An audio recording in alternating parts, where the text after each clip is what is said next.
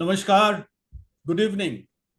I'm Professor Devdip from IIT Bombay, and I welcome you to my course, Business Fundamental for Entrepreneurs, Internal Operations. This is actually a live session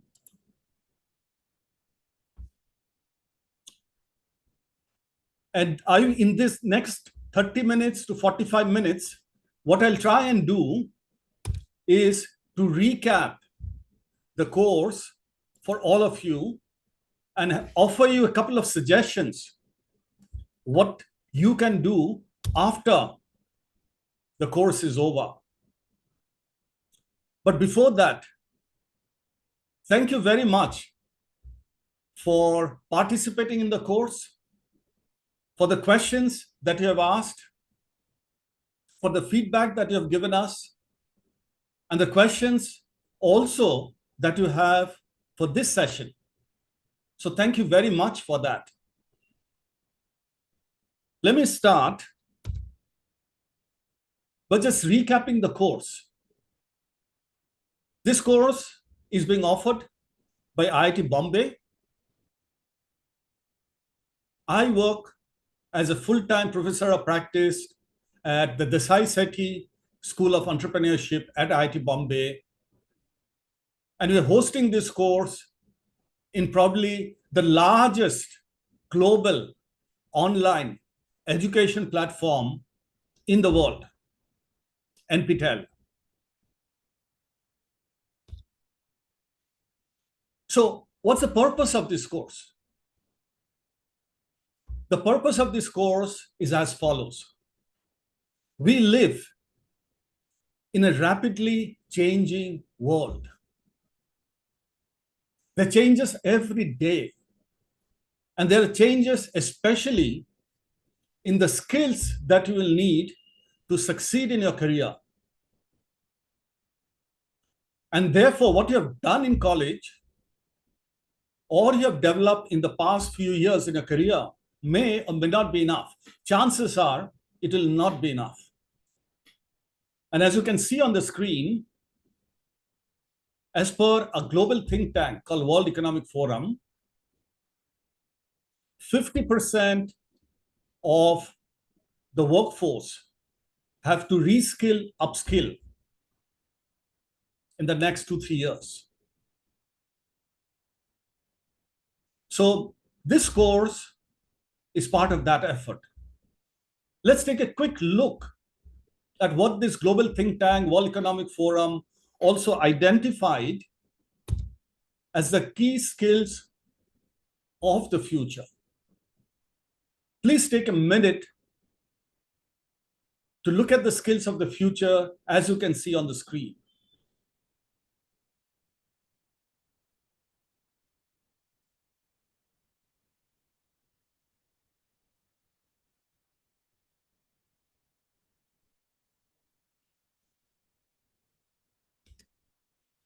Now, coming to the course itself, what is my objective? It is a short course.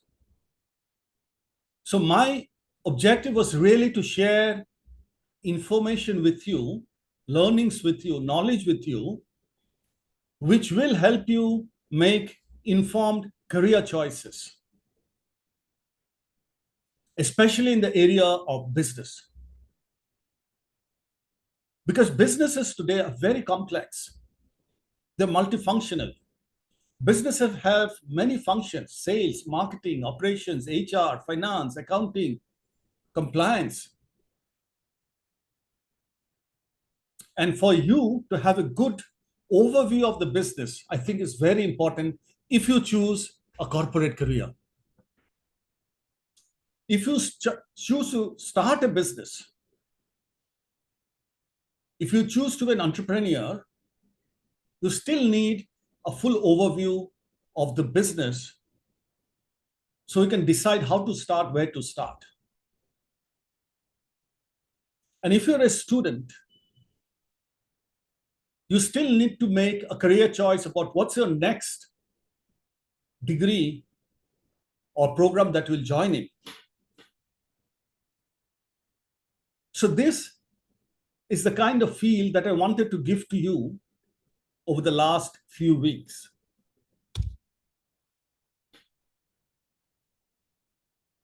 So what's in it for you? So if you're a student and you may be engineering, arts, science, commerce, you can choose your next career option. As I said, if you're an entrepreneur trying to develop a startup, you can decide or to start or not start a business. And if you're an entrepreneur, which means that you are on the job, you're working for a company and you're in one function, you may choose to join another function. Or to get ahead and get a promotion, you probably need a broader business understanding than your own function. So if in finance, you probably need to understand a bit about marketing. If you're in marketing, you need to know a bit about operations. If you're in operations, need to know a bit about ESG, for example. So this is where this course is coming from. This is what I've tried to do in the last few weeks. What's the course structure? I will take you through the course structure and remind you of what we have covered. Okay. Remember, this is the first part of a two-part business fundamentals for entrepreneurs course. So there are two parts to it. This part is all about internal operations. And there's a second part, which I ran last semester, which is about external operations. Together, they cover the entire gamut of how a company works. So let's very quickly recap what we have covered. In this course, we started with what is business, and I'll talk a little bit about what are the modules so that you remember and you are better prepared for the exam that we'll probably do in the first week of November. So we started with what is business. Then we looked at what are companies and company structure. Then we looked at the vision, mission, goals, strategy, and culture of a company. Then we looked at how companies innovate and develop new products. We looked at how companies manufacture large volumes of product, thousands of cars or millions of soaps and detergents, and how do they ensure quality. Then we looked at the basics of finance and accounting. We looked at leadership, which is very important for you. And how do you manage your team, or how a company manages its employees. Excuse me. We then looked at how a company manages environment, society, and governance, which is called ESG. Let me remind you about each of the modules in a bit of detail.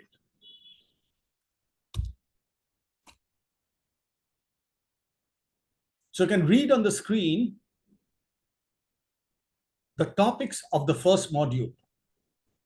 I'm giving you a few seconds to just look at it and remember what you have learned in this course.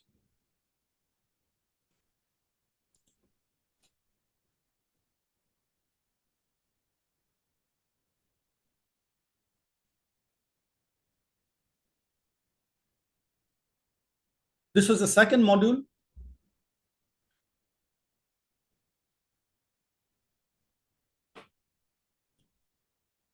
This was the third module.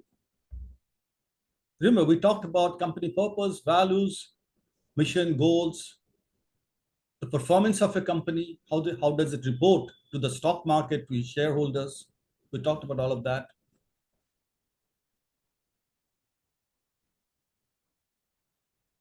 This is module 4. We talked about strategy and strategic planning and how to implement strategy. What is the culture of a company?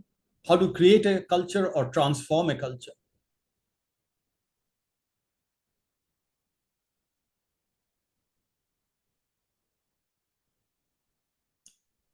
Module 5, we talked about innovation.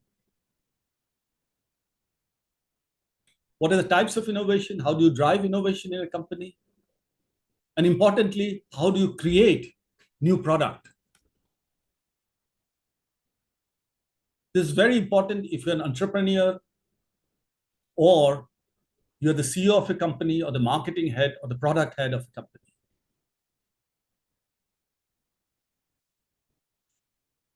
We then went into module 6, which talked about manufacturing.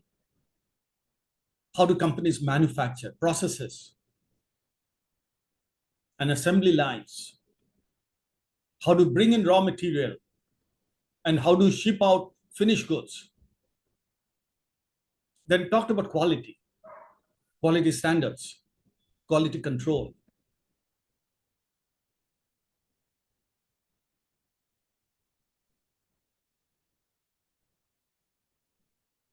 In module 7, we went into the financial and the accounting aspects.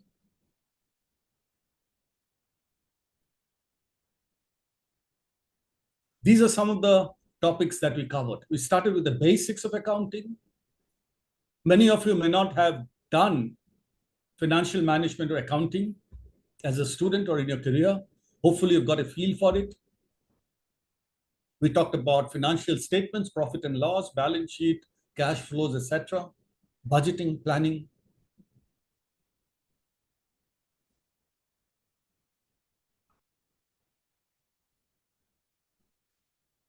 We went then into module 8, which is a very important concept of leadership. Over time, each of you will grow from being a doer, a frontline salesperson, a frontline plant person, factory person, into higher and higher levels of responsibility and ultimately become a leader, a vice president, a general manager, a CEO, chief executive, or a director, managing director. I hope all of you become that. But then you have to develop your leadership skills. And then I talked about how a company can manage human resources, manage its employees, human resource management. We talked about how you can recruit and retain talent.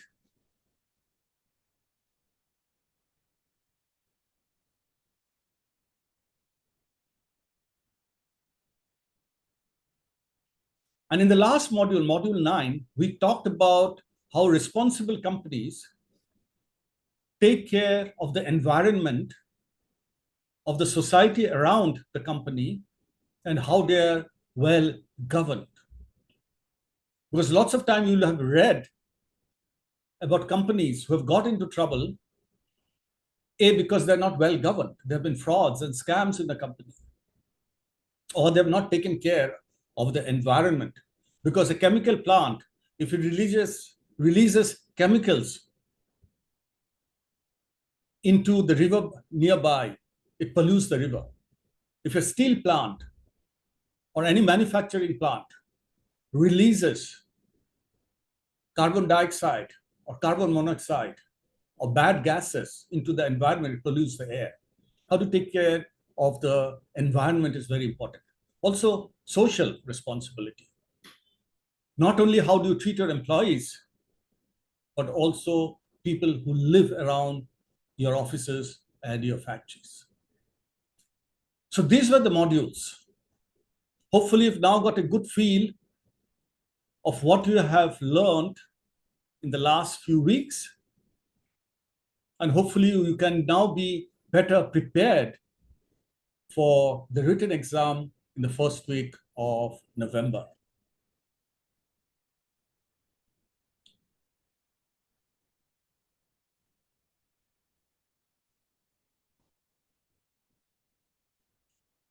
So after you've done the course, and I wish all of you good luck and hope all of you do very well in the written test in November.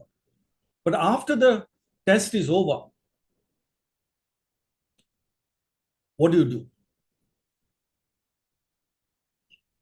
First, I have had quite a few requests that instead of 2 4-week courses, I should launch a full-blown 12-week course with 3 NPTEL credits, and which is a richer course and covers some aspects which I've not covered. For example, MIS or information systems, etc.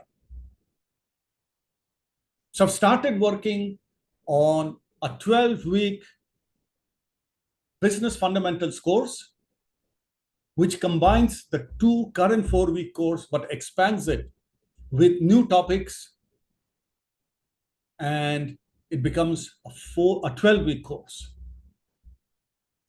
So first thing you can do in January, if you wish to, is to enroll for my new course, Business Fundamental for Entrepreneurs. Else, you can also enroll into other NPTEL courses, the very good, excellent courses on NPTEL, or you can go to a college and enroll into an MBA or MS or MSc or some of those higher degree programs. If you're an entrepreneur, you can actually go to a nearby incubator. We've now got 1,200 incubators and accelerators across India. So if you want to be an entrepreneur and you have an idea, I would encourage you to actually go to an incubator in your town or in a nearby district capital or state capital and see if you can get incubated for your new idea. And if you are an employee in a certain function, I strongly encourage you to explore career options in other functions or upwards and see if you can take on more responsibility with your newfound knowledge. In essence, use the knowledge to accelerate your career, speeden up your career. And for that, I wish you luck.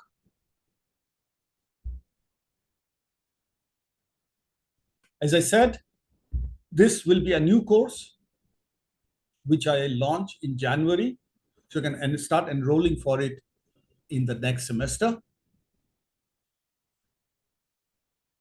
Also, there's been a lot of faculty who have enrolled into my course. In this semester, we've had about 600 or 700 faculty, my peers in academia. Thank you, namaskar, for joining my course.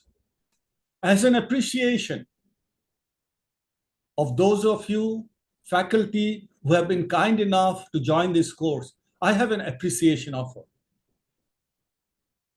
So I have a book which I've co-written with my PhD student, Shakti Tripathi.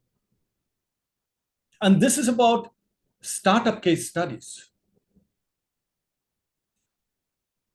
This is targeted at students or professionals who want to start a business. And it deals with 12 typical questions and dilemmas and challenges which a startup founder may struggle with.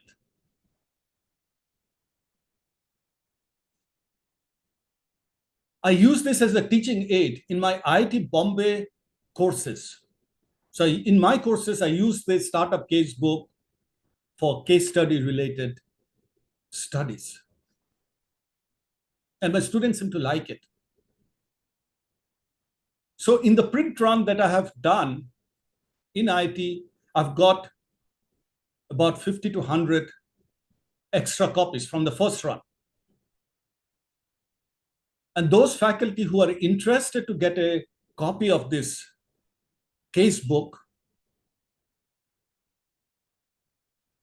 we'll be happy to courier it to you, send it to you on a first come, first serve basis. And I think I have about 100 copies, and I'll be happy to send out 100 copies with no cost as a token of my appreciation. And even if I may not be able to send it to all the faculty or all the students, what I've tried to do in this case book is actually created small cases, around 12 questions, which my students keep asking me at IIT Bombay, and they've asked me over the last 7 or 8 years. And if you look at the screen, you can see what are some of these topics. The first question, of course, the student asks, and you may be asking, is can entrepreneurship be taught? Very interesting topic. Can it be taught? Or do you have to come from a business family? Or are you born? So the first case addresses that. The second typical question I get from my engineering students or my science students is, if I have a brilliant technology, do I need marketing? I've got a great product, great technology, it should sell. Why do I need marketing? So my second case in the book addresses that.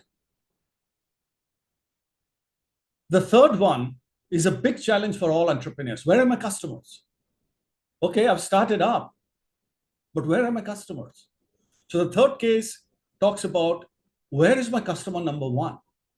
Basically, where do I find my customers?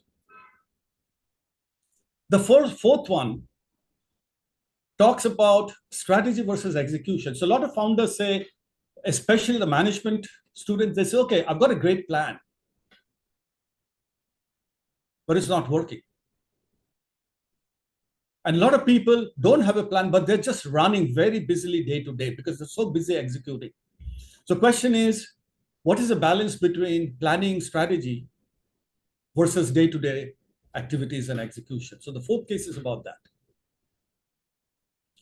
The fifth case, a typical challenge for all entrepreneurs is, when you start up, should you attack one market segment, then go to the next market segment, then go to the next market segment? Or should you go for the entire market? Should you go and target everybody? So essentially, should I market by market, segment the market, or just go for everybody? The next one, it talks about product readiness. So this is a nice case about a founder who has built a robot, but he doesn't know whether the robot is ready for market. Because if you build something in the laboratory, doesn't mean that you can sell it in the market. And there are quality testing and different kinds of certification that you have to get. So this case is about that. The next case is about, who are my co-founders? So if you're a founder, who should be your co-founders? Typically, many students think, my friends should be my co-founders. But this case discusses that best friends are not necessarily the best co-founders.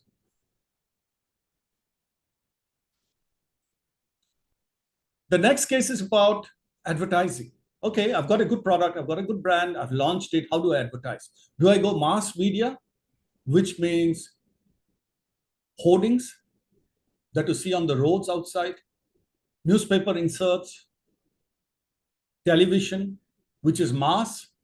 Or should I go for targeted advertising, which is Facebook or Instagram or LinkedIn or TikTok?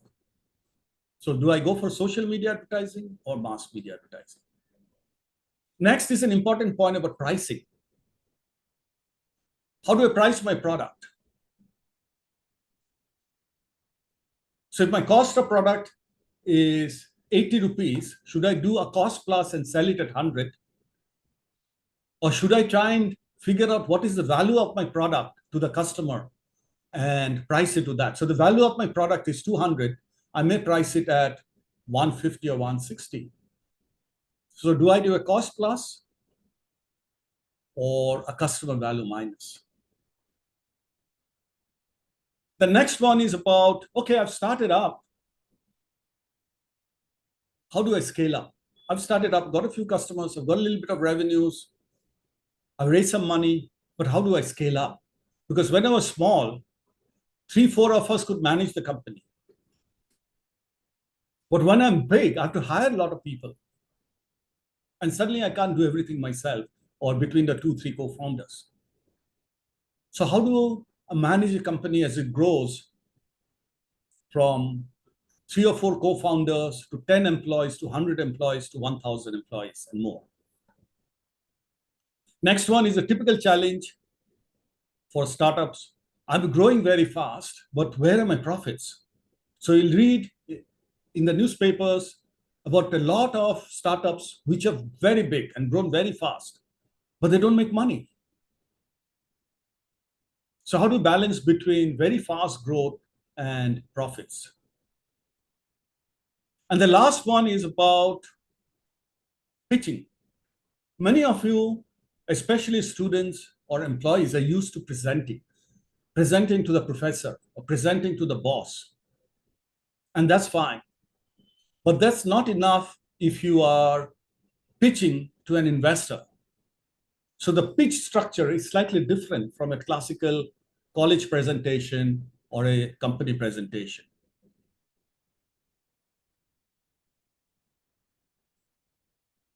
So pitch, don't present. So as a token of appreciation, we'll be offering about 100 copies to faculty on a first come, first serve basis. We will be announcing this in the discussion forum, and there will be a Google form. So if you're kind enough to fill up the Google form, for the first 100 or so, we'll be able to courier you this casebook.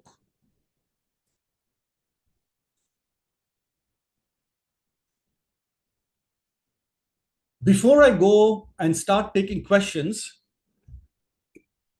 which I've already got, and some which are coming on the live chat, okay, I would now ask you to, those of you who are in the call, on those of you who will watch later on YouTube, I'd like you to reflect a little bit on what you have studied.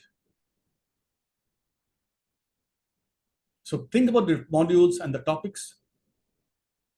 There have been reflection points in each of the modules. I've encouraged you to take journal notes. So if you have taken those journal notes, which may be a copybook or an exercise book where you've taken notes, please review them before the exam. Rethink about your career plans. Rethink about what skills you can develop for the future. Rethink your future course of action.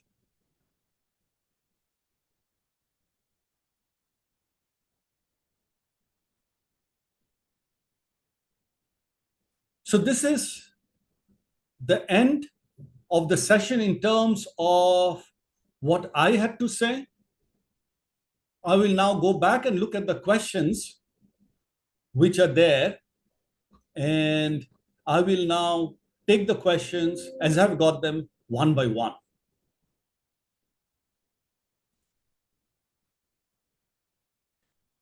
Okay, I'm looking at the chat so that I can take all the questions as they come. Okay, so there is a question. Let's look at it now. I'm just reading up what's there. Marking scheme of the pattern of the final exam, marking scheme of the final exams. Okay, so we will follow the standard NPTEL multiple choice MCQ MCS kind of pattern.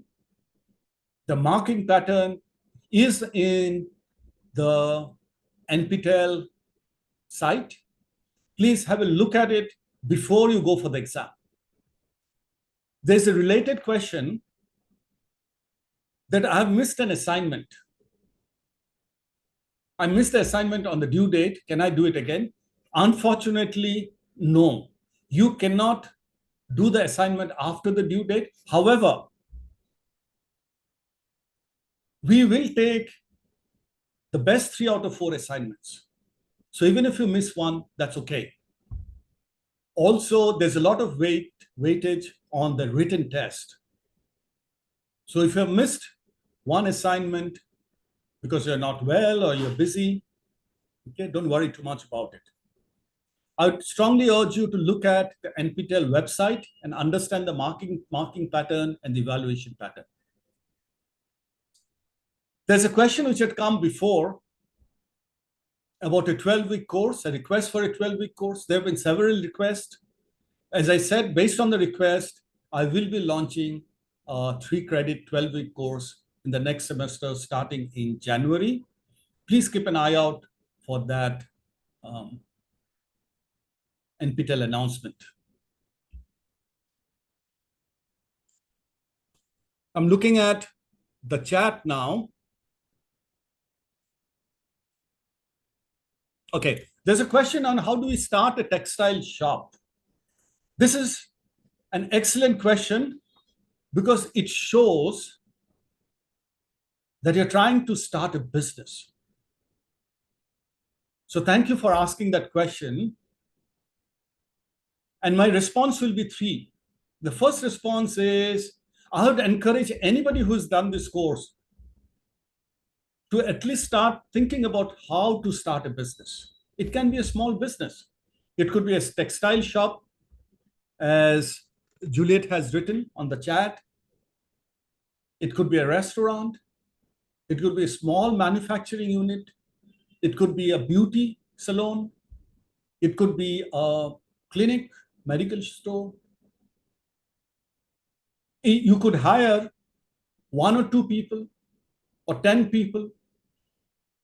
But I'm so happy that this question is asked, that how do I start a small business? Okay.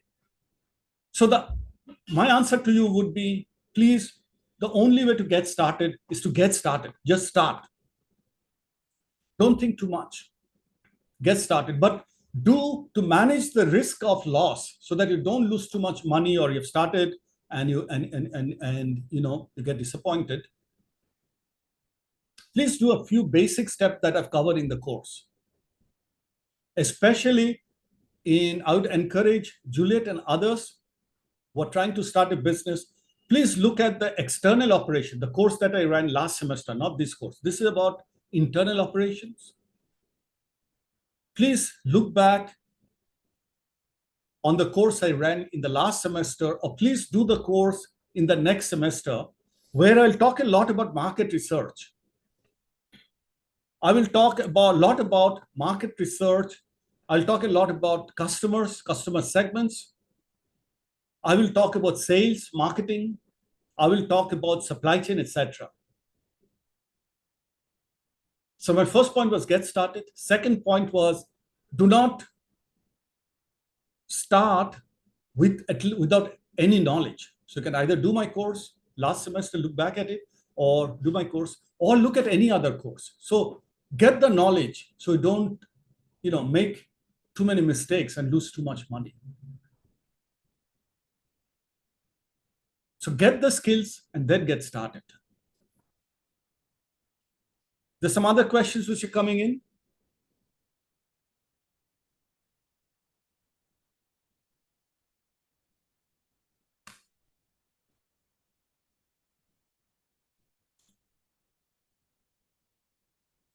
Can you be a leader? It's an interesting question from Vikas. Can you be a leader only when your followers are mild and silent?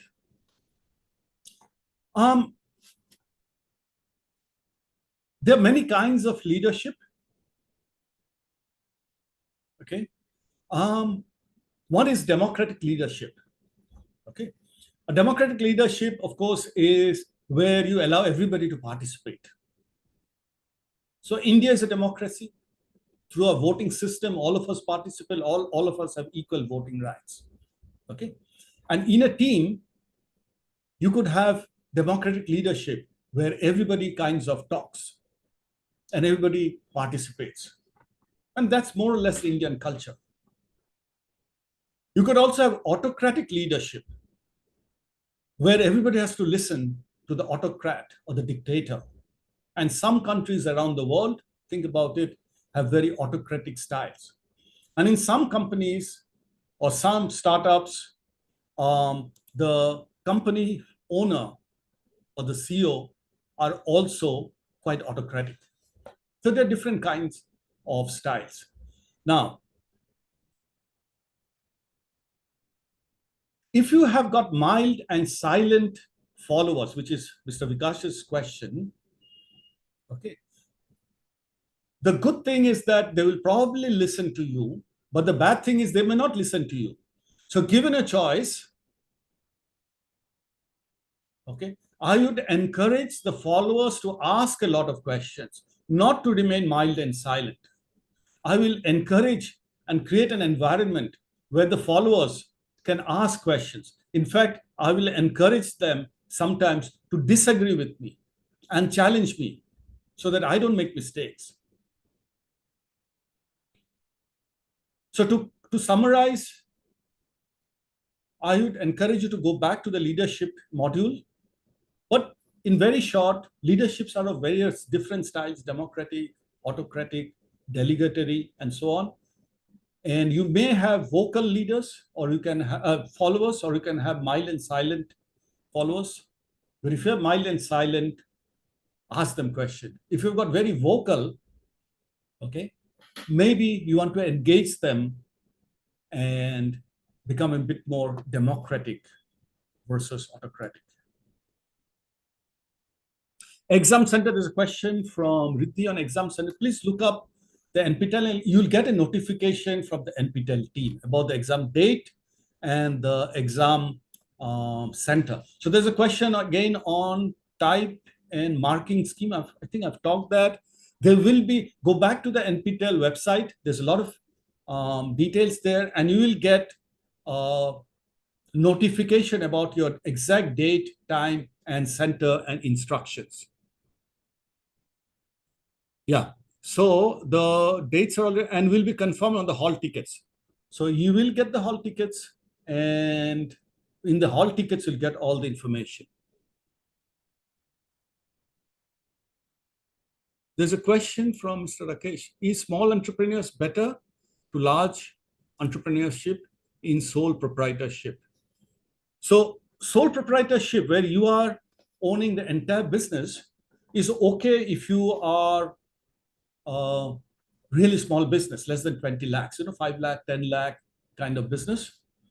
But as you grow, and if you're creating a business where you expect to raise a lot of money from a lot of shareholders, it's better not to do sole proprietorship. It's better to form and register a private limited company, because then you can take on more shareholders, you can take on more funding. But if you're doing a small kirana store, a grocery store, a small salon, or a small textile shop, which you'll run yourself with maybe 1 or 2 helpers, sole proprietorship is okay. How to hire designer as a startup?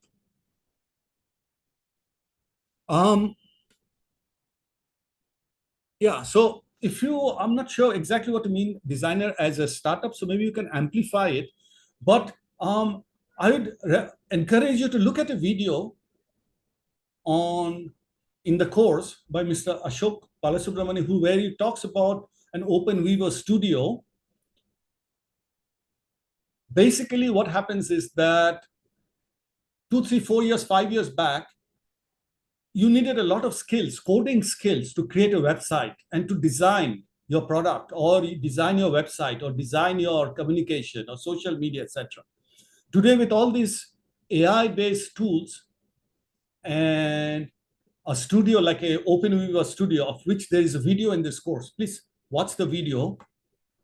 Even if you don't know any coding, you can actually create a landing page, you can create a website, you can create social media posts, you can create emails, you can write emails, etc. And there are tools like Canva, where you can actually drag and drop and design your packaging, design your advertising, design your branding. So there are a lot of tools, and you don't actually have to hire a designer and pay a designer to design some of this. Most of these are very user-friendly. A class 6, 7, 8 student can use it. So even if you're 20 years old, 30 years old, or 50 years old, you can still use it. It doesn't need too much of coding skills or computer sophistication. Question: how to manage scalar chain in organization structure? Yeah, so scalar chain, for those of you who do not know, is basically a linear hierarchical structure. So we've got, let's say, a sales salesperson, a salesman who reports to a sales officer, who reports to a district manager, who reports to a divisional manager, who reports to a national manager, who reports to the CEO. So it's a straight line structure. Okay. Now, traditionally, in a hierarchical scalar chain, okay, the communication is always top down. Okay, and 80s, still about the 80s and so on, the communication, was top to down. So the CEO told the vice presidents told the divisional manager, he told the district manager, he told the sales officer, who told the salesperson. But increasingly, it's becoming a two-way communication, okay, and a cross communication. So cross communication basically means that sales talks to finance, they both talk to operations, all of them talk to HR. So the functions are all talking to each other. Okay, so there's cross-functional conversation. Also, the vertical conversation not just flow down, not from top to bottom, but it's also feedback from bottom to top. So even in my corporate career, when I was a CEO or a head of, commercial head or a head of sales or head of marketing, etc., in my own career, okay, I used to seek feedback when I went to the field or went to a factory or went and met customers. And that becomes a two-way conversation. So to answer the question, even if you're a scaler, the conversation needs to flow sideways across functions and up and down, from top to bottom, bottom to top. Yes, so there's a question on, you've got a great idea. Again, thank you for asking that question. It's a very good question, a very relevant question. I encourage all of you in this course to have ideas with which you can start a business and grow the business and create jobs. India needs jobs. Each of you can start a business with your idea where you hire 1+1, which means you with one employee, 1+5, then you with 5 employees, 1+10, you plus 10 employees, and someday you plus 100 or you plus 1,000. So all of you, please think about it. Now the question is, what is the platform and funding? So as I said, India today has got 1,200 incubators and accelerators. Please go to the Startup India site. There is a website by the government of India called startupindia.gov.in. It's called Startup India, one word, Startup India, okay? That's a government website. And in that, you can find all the incubators by town. So you can go and search for incubator in Bombay. There will be 40 or 50 in Bombay. Chennai will have 40 or 50. Bhubaneswar will probably have 20 or 30. So there will be an incubator in your state, in your district, probably in your town. And if you're in a small town, there will probably be an incubator in your district town. I strongly encourage you with your idea to visit the incubator, look up the Startup India website. There are also hackathons that goes on, Smart India Hackathon, organized by the government, where you get a lot of ideas which are given to you by the government, and you can give your solution to those ideas. So thank you for asking that question. It's a very good question. I encourage all of you to have ideas. I encourage all of you to go look up the Startup India website, all of you to go and talk to the incubator nearest to you and see if you can get some backing for your idea. And incubators will give you funding, etc. I noticed that we also have a very distinguished faculty, my co-faculty, Namaskar, Professor Raghuttaman, head of Department of Arunai College. Namaskar, thank you for attending this session. Okay, and hopefully we can connect offline and we can continue the conversation. Let me see if there are any other questions. If there are no other questions, then we will start wrapping up.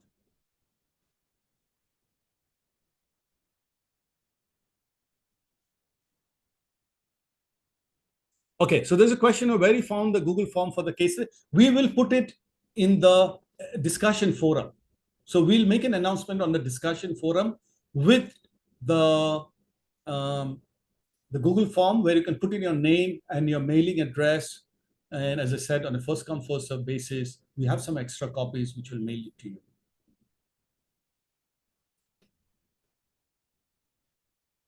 So with that, I think there are no more questions. So this is the end of the live session. I'd like to thank all of you very much for participating in the course, for being in the live session, or to later watch it on YouTube. I wish you the very best for the written test, which is coming up in the first week of November. I encourage you to sit back and think about your next career move, whether you're an entrepreneur or student or a working professional. I look forward to having you in the January new course that I'm going to launch. And let's have an amazing journey together. Thank you very much. Namaskar. Goodbye. Good luck.